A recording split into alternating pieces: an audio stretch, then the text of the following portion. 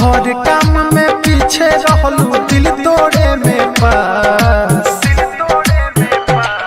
कवना कोचिंग में पढ़लू की कइलू कॉलेज क्लास।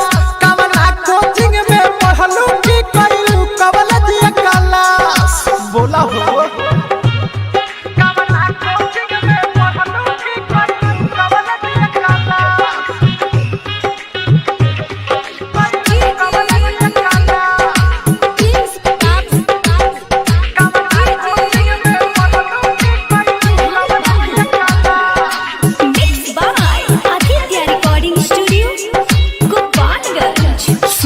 बहरू भोले बाकी मन तोहर काला हो। लाखों लइका तहरा पीछे दिल की धर्मशाला हो। सुनर बहरू भोले बाकी मन तोहर काला हो।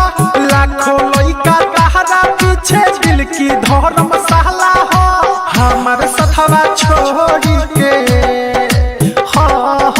हमार सथवा छोड़ के तू बन गइलू दोसर के खास।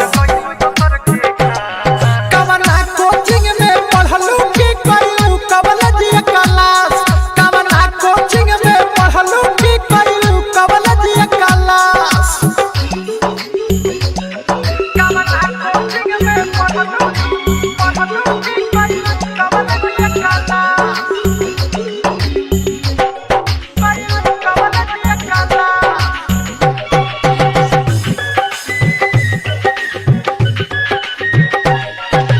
ठीके कहले से सना था दिल देला से डरी हो। सुना दीपक लइकिन पा भरोसा जहनी करी हो। ठीके कहले से सना था दिल देला से डरी हो। सुना दीपक कवनो पा भरोसा जहनी करी हो। निमहने जिंदगिया के मोहने जिंदगिया के कोई दिहलू